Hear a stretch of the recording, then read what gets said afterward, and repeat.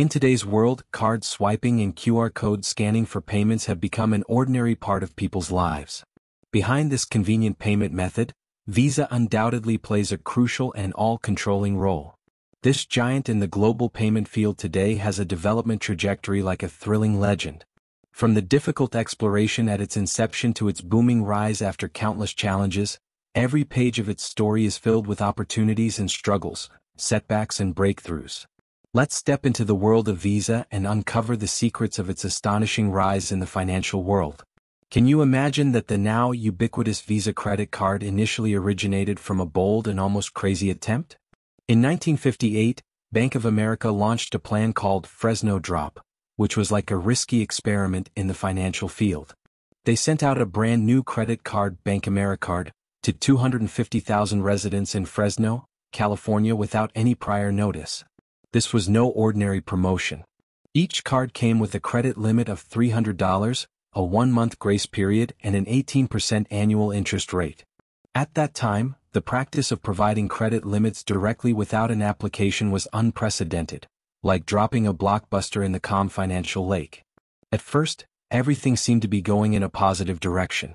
Consumers, as if they had suddenly obtained an unexpected windfall, started a shopping spree with this magical card. However, problems soon emerged one after another.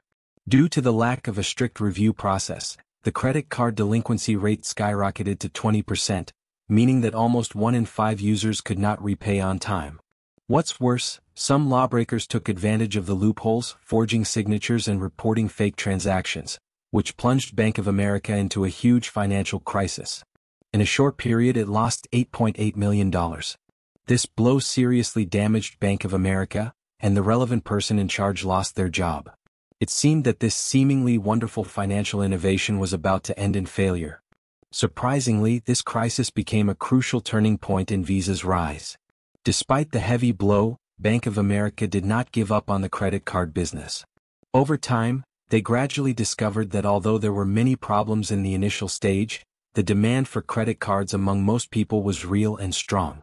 So, Bank of America began to adjust its strategy, strengthening risk management. Slowly, Bank AmeriCard turned losses into profits and became a highly profitable business. This transformation not only saved the credit card project but also laid the foundation for the birth of Visa. Another key figure in this story, D. Hawk, then took the stage. Hawk's life is full of legends. He grew up on a farm in Utah, USA, and had a distinctive rebellious character since childhood. He disliked following the rules and often clashed with rules and authorities.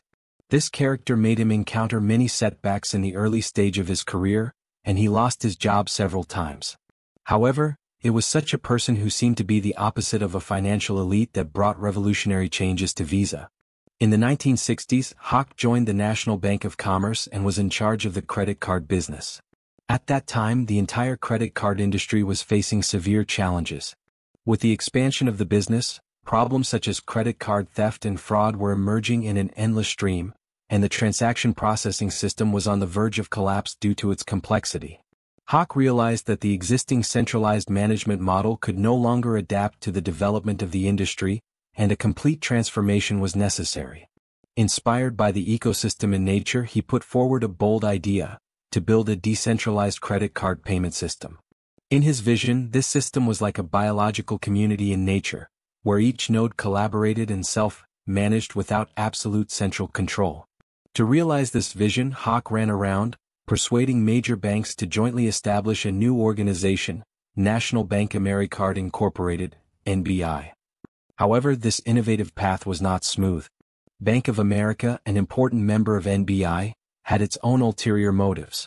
They secretly cooperated with American Express, trying to build a credit card authorization system completely controlled by themselves, which was undoubtedly a betrayal of Hawk and NBI. Facing this sudden blow, Hawk did not flinch.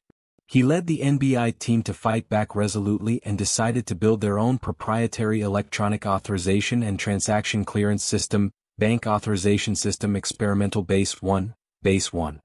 The launch of Base 1 completely changed the way credit card transactions were processed, greatly improving the security and efficiency of transactions.